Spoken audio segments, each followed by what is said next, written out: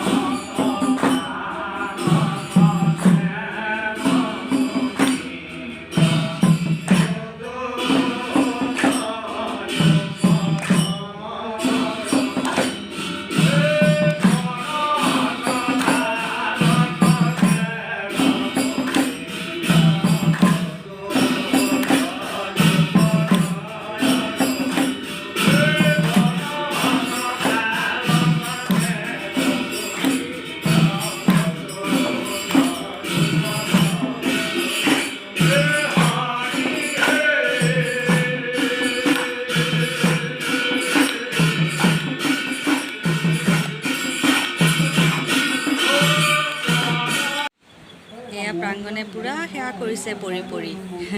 আশা কৰোঁ আজি ভিডিঅ'টো ভাল পালে চাই। এতিয়া নাম ভাঙিছে আৰু যদি নতুনকৈ চাইছে যিসকলে তেওঁলোকে চেনেলটো